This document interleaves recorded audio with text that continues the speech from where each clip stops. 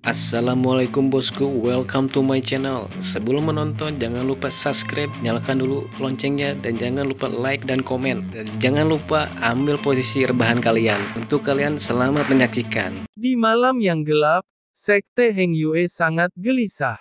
Terlalu banyak orang mengetahui bahwa kematian Ye Chen sulit diterima untuk sementara waktu. Bagaimana dia bisa menjadi iblis? Si Tunan berkumpul di bawah puncak giok, setiap kepalan mengepal, matanya memerah. Bahkan jika itu iblis, itu adalah iblis yang baik. Xie Yun menghela nafas lega dengan air mata berlinang. Xiong Er menggertakkan giginya, matanya penuh cahaya dingin. Tanpa diduga, aku minum denganmu sebelum pergi, ini terakhir kali aku minum denganmu. Ni Feng, yang selalu pendiam, berbicara kali ini, mengatakan bahwa dia tidak lupa menumpahkan anggur ke puncak giok. Aku tidak akan pernah melihatmu lagi. Qi Yue memandang puncak giok, dan kabut di matanya yang indah terkondensasi menjadi embun beku di bawah sinar bulan. Kali ini, Ye Chen benar-benar mati, dan beritanya sangat pasti, karena tubuh Ye Chen ditempatkan di paviliun giok. Mereka mengharapkan keajaiban, seperti terakhir kali Ye Chen bisa melarikan diri di tangan alkemis darah.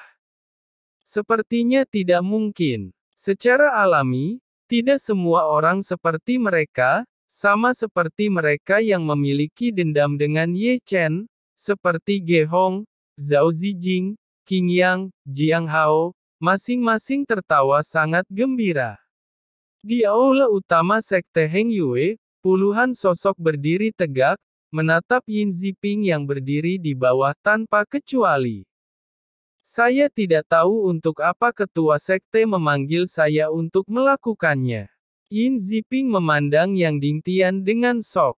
Apakah aku masih perlu mengatakan apa yang kau lakukan? Yang Dingtian mendengus dingin, mengguncang aula begitu keras sehingga pembunuh dingin meluap, dan paksaan yang kuat langsung menekan Yin Yinping. Yang Dingtian, suara menggelegar di luar aula. Tong Xuan melangkah ke aula, diikuti oleh ratusan tetua. Kamu benar-benar pandai dalam hal itu. Senandung nyata dari Tong Xuan, keagungan yang kuat dari alam kuasi langit muncul seketika, mengurangi tekanan pada Yin Ziping, dan bahkan Yang Dingtian mundur dengan desahan kaget. Guru, kau harus bertanya kepadanya apa yang dia lakukan hari ini. Yang Dingtian tiba-tiba melangkah maju, wajahnya masih sedikit dingin. Saya tidak melakukan apa-apa. Yin Ziping pura-pura takut, aku tinggal di Sekte Heng Yue. Banyak murid dan penatua dapat bersaksi kepadaku. Apakah ini salah? Kau berbohong. Yang Dingtian menghela nafas dengan marah, dan kekuatan pembunuh yang dingin muncul lagi. Yang Dingtian, apakah kamu tidak menganggapku ada? Tong Xuan sangat marah dan mengguncang dunia. Yang Dingtian berkata, saya hanya ingin guru mengetahuinya, jadi aku ingin mengekspos perlakuan iblis ini.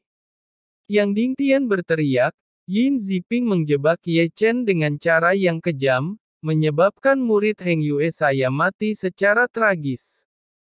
Jangan menyebut nama Ye Chen padaku. Tong Xuan marah dan marah. Kata-kata itu menderu dan menggertakkan giginya. Dia berlatih sihir, dia iblis, lebih baik dia mati. Jika dia masih hidup, aku akan membelahnya dengan satu telapak tangan. Saya sedang menunggu siswa yang layak untuk memiliki murid seperti itu. Sayang sekali dan memalukan. Sebelumnya, kau berpikir untuk menjadikannya murid suci. Ini lelucon besar. Dia bukan iblis. Yang Dingtian bergumam keras, matanya berkibar dan menatap Tong Xuan. Dia bukan iblis. Tong Xuan menyeringai marah. Apa menurutmu aku bodoh? Siapa yang membunuh 8.000 manusia negara Chu? Bahkan manusia yang tidak bersenjata pun tidak bisa bertarung. Yang Dingtian berkata, itu adalah seseorang yang menjebaknya. Ye Chen tidak membunuh 8.000 manusia fana. Yang Dingtian. Tong Xuan menyela kata-kata Yang Dingtian secara langsung, dan memandang Yang Dingtian sambil mencibir. Kamu tidak perlu berdalih untuknya lagi. Iblis adalah iblis. Tidak ada yang bisa mengubah fakta ini. Ziping, ayo pergi. Setelah berbicara, Tong Xuan tiba-tiba berbalik. Pada saat dia keluar dari aula, dia tidak lupa mencibir, Yang Dingtian, aku sebagai gurumu, saya benar-benar kecewa. Sepertinya saya harus mempertimbangkan bahwa kau tidak bisa menjadi ketua sekte Heng Yue. Bagaimanapun, Tong Xuan mendengus lagi dan melemparkan lengan bajunya keluar dari aula. Adapun Yin Ziping, saat dia berjalan keluar dari aula, sudut mulutnya dipenuhi dengan senyum main-main.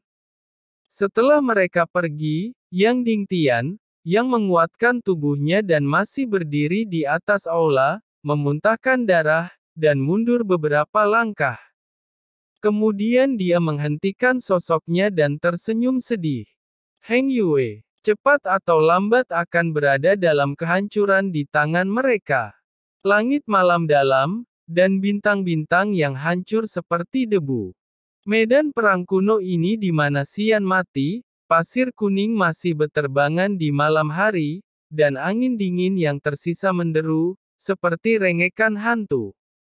Melihat dengan cermat, itu tubuh Xian berlumuran darah dan tidak bernafas, tetapi dia memiliki senyum ringan di wajahnya sebelum dia meninggal.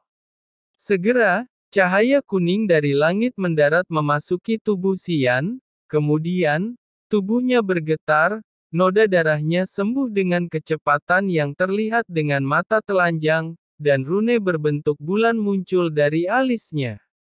Di paviliun giok, di depan tempat tidur batu giok es. Chu Xuan dan Chu Ling masih berdiri di sana semalaman, di rambut panjang mereka, ada beberapa helai kawat perak, dan pipi indah mereka penuh kerutan.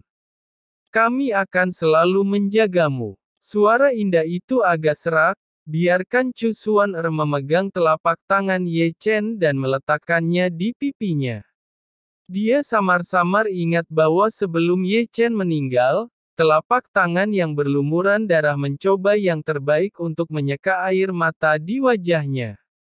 Namun, telapak tangannya jatuh. Di alam abadi, Ye Chen merentangkan tangannya lagi, mencoba menyentuh pipi Chu Xuan dan Chu Ling, tetapi Ye Chen masih tidak bisa menyentuhnya. Ye Chen bergumam, ini sangat sulit, Chu Xuan dan Chu Ling tidak bisa merasakan kehadiranku. Wah, kau menganggur, aku akan melakukan sesuatu untukmu. Kakek naga yang lama diam sekali lagi mendengar kata-kata darinya, seolah-olah dia bisa menatap Ye Chen dengan sepenuh hati, jadi kakek naga berkata, bocah, apakah kamu bersedia melatih jurus rahasia yang akan kuberikan padamu? Jurus rahasia apa?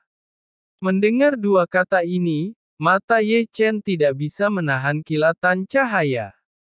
Tidak ada satupun dari jurus rahasia klan naga kuno Anda yang lemah, dan semuanya itu tidak tertandingi. Hahaha, bocah, ternyata kamu sangat pintar menilainya. Pemurnian jiwa barbar, itu sangat cocok untukmu praktikan. Jurus rahasia pemurnian jiwa. Ye Chen tidak bisa menahan menggaruk kepalanya ketika mendengar nama itu, matanya sedikit berubah, dan dia bergumam dengan suara rendah, nama ini, bagaimana ini terasa familiar. Mendengar gumaman Ye Chen, kakek naga tersenyum, ya, ia memiliki kesamaan dengan pemurnian tubuh barbar milikmu, tetapi pemurnian jiwa barbar adalah musuh. Tapi apa asal-usul klan jiwa? Klan jiwa adalah mesin hebat di akhir periode Archean. Kakek naga memang dalam suasana hati yang baik hari ini, dan menjelaskan dengan sabar kepada Ye Chen, klan ini tidak lemah, Tetapi pada periode akhir periode kuno, secara bertahap menurun, dan orang barbar pada waktu itu pada saat kebangkitan, kedua klan memiliki keluhan. Dari akhir zaman kuno hingga zaman kuno, pertempuran tanpa akhir antara klan barbar dan klan jiwa, orang barbar menang, dan karena itu mereka termasuk di antara 9 klan kuno, dan penyempurnaan tubuh barbar dan jiwa barbar. Pemurnian jiwa barbar adalah jurus rahasia yang dibuat dalam perang antara kedua belah pihak. Di zaman kuno, ada hal seperti itu. Setelah mendengarkan kakek naga, Ye Chen, seorang pendengar, tidak bisa menahan nafas. Tapi di zaman kuno, bukankah yang tertinggi di dunia adalah klan nagamu? Kakek naga berkata, dunia ini selalu berbicara dengan kekuatan. Siapapun yang menang adalah raja. Bukankah keluarga Taiksu Gulong datang dengan cara ini di masa lalu? Berbicara dengan kekuatan, kalimat ini benar. Ye Chen mengangguk, setuju dengan perkataan kakek naga, yang kuat adalah raja. Jadi tunggu apa lagi? Cepat dan ajari aku. Ye Chen menggosok tangannya, dan dia tidak tahan dengan kegembiraan. Ye Chen telah merasakan hebatnya pemurnian tubuh barbar, dan jiwa pemurnian jiwa barbar pasti menakjubkan juga. Segera, kekuatan ilahi yang sangat besar mengalir ke dalam pikirannya, yang ditransmisikan oleh kakek naga melalui 9 avatarnya. Setelah menerima jurus rahasia, Ye Chen segera menyilangkan lutut ke tanah, dan menyadari jurus rahasia pemurnian jiwa barbar dalam keadaan pengaturan. Setelah memahami, Ye Chen menemukan bahwa jiwa barbar dan pemurnian tubuh barbar ini memiliki roh yang serupa. Tubuh pemurnian barbar, misteri pamungkas penempaan daging, pemurnian sampai akhir, prasyaratnya adalah orang yang berkultivasi harus menanggung semacam api, yang bisa berupa api hewan, api tanah, api sejati, sehingga bisa melakukan jurus seperti yang Ye Chen selalu lakukan ketika dalam keadaan cedera.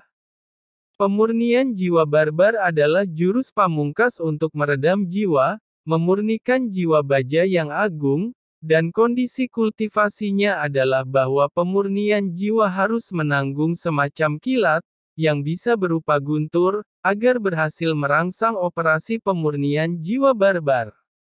Kakek naga memilih teknik ini untuk Ye Chen untuk memurnikan jiwanya, dan tahu Ye Chen mempunyai petir, dan bahkan jika kakek naga meneruskan teknik tertinggi pada Ye Chen, tanpa petir, itu tidak akan berguna. Ini adalah jiwa pemurnian jiwa yang cukup liar. Meskipun dalam keadaan tertutup, alis Ye Chen kagum, dan senyum muncul di sudut mulutnya. Diaktifkan. Dengan bisikan Ye Chen di dalam hatinya, jiwa yang bergoyang langsung diperbaiki, dan metode tertinggi pemurnian jiwa yang tegas bekerja secara instan. Ini menusuk.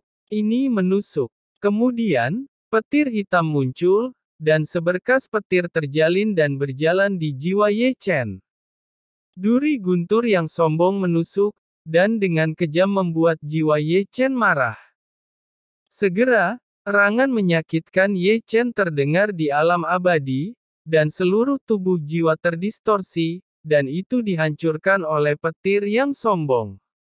Meskipun Ye Chen telah mengantisipasi rasa sakit karena memurnikan jiwa, Ye Chen masih meremehkan rasa sakitnya, dan itu lebih sakit daripada ketika melakukan jurus pemurnian tubuh. Tetapi dengan rasa sakit datang nasib baik. Petir seperti gulungan, mengasah jiwa Ye Chen, lebih seperti palu, mengasah jiwa Ye Chen yang sakit dan bingung, dan kekuatan jiwa terletak pada saat memurnikan jiwa, menjadi lebih murni. Oke, meskipun rasa sakitnya begitu hebat, Ye Chen tertawa keras. Sepertinya dia terbiasa dengan rasa sakit ini, dan justru rasa sakit inilah yang meredam keinginannya yang pantang menyerah. Kakek naga bergumam, aku mempertaruhkan masa depanku padamu pada hari itu, dan sepertinya itu pilihan yang sangat tepat. Di dunia bawah tanah Sekte Zhengyang, kakek naga diam-diam menatap 9 avatar Ye Chen, seolah-olah dia bisa menggunakan 9 avatar sebagai media. Meski belum lama saling kenal, Ye Chen tetap kaget. Fakta telah membuktikan bahwa penglihatannya masih sangat luar biasa.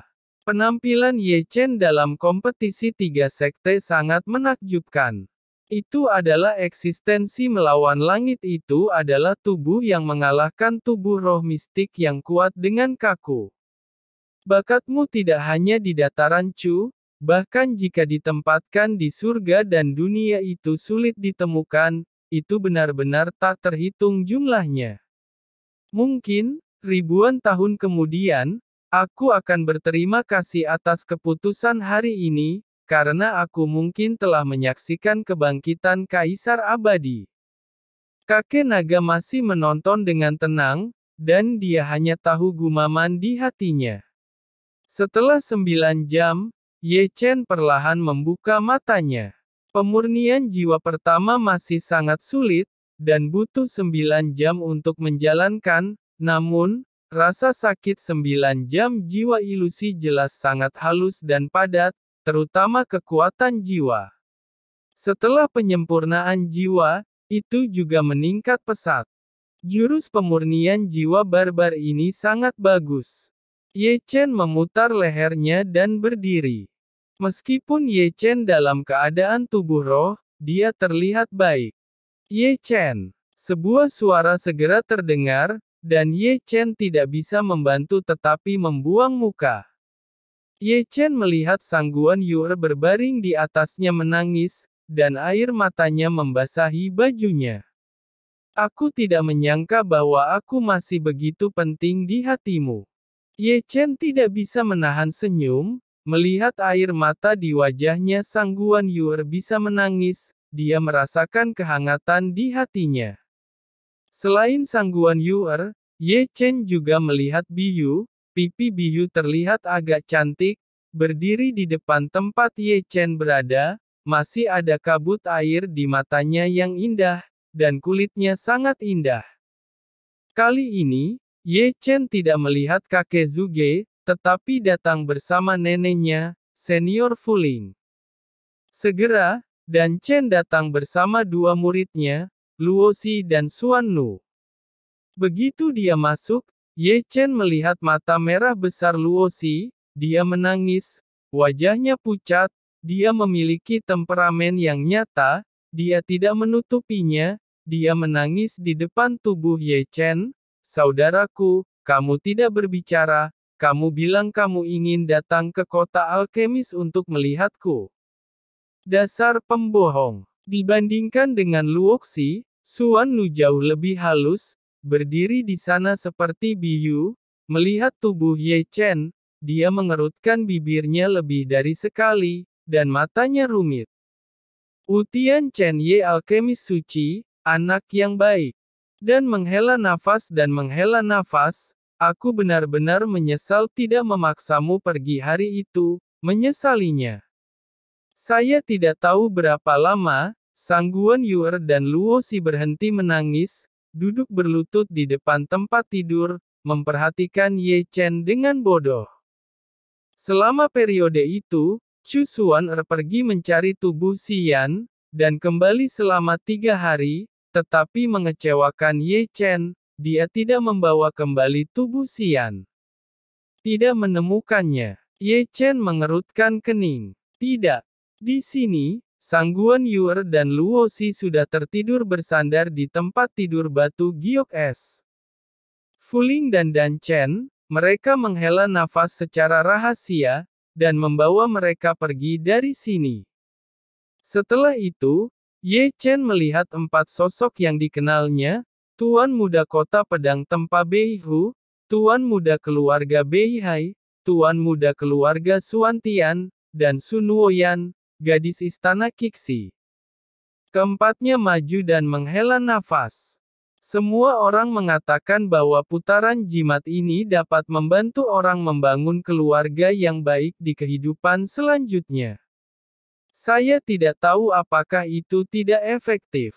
Wei Wenzuo melangkah maju dan meletakkan jimat ajaib di atas ranjang batu giok es. Ye Chen. Salah satu hal terakhir yang saya sesali adalah saya tidak membawamu secara paksa. Chen Rongyun melangkah maju. Jarang, dia tidak menundukkan kepalanya, dan dia tidak memiliki rambut narsis, tetapi dia menaruh manik roh. Di tangan Ye Chen, manik-manik keberuntungan, semoga sukses di kehidupanmu selanjutnya. Li Xuan muncul, tetapi setelah berteriak, dia juga menghela nafas tak berdaya dan menggantungkan liontin pada dada Ye Chen. Sebelumnya, dengan satu hati dan satu pikiran, di kehidupan berikutnya semoga kita bertemu lagi, Sun Woyan melangkah maju, dan meletakkan dompet dengan sehelai rambut di sebelah Ye Chen. Benar-benar tersentuh. Ye Chen tersenyum, dan hatinya hangat. Banyak keluarga telah mengundang sebelumnya, tetapi tidak satu pun dari mereka datang karena Ye Chen adalah iblis. Mereka bisa datang, dan Ye Chen sangat bahagia. Chu Xuan-er dan Chu Ling-er, yang berdiri di kedua sisi tempat tidur batu giok es sebelum para tamu pergi, membuat kesopanan, dan kemudian perlahan-lahan berjalan keluar dari paviliun giok. Setelah mereka pergi, paviliun giok jatuh ke dalam kedamaian lagi. Ye Chen tanpa sadar menatap Chu Xuan-er dan Chu Ling-er lagi. Mereka mengganti pakaian mereka seperti istri yang menjaga roh suaminya. Satu-satunya hiasan di tubuhnya adalah jepit rambut di kepalanya pemberian Ye Chen. Rambut di kepalanya pemberian Ye Chen.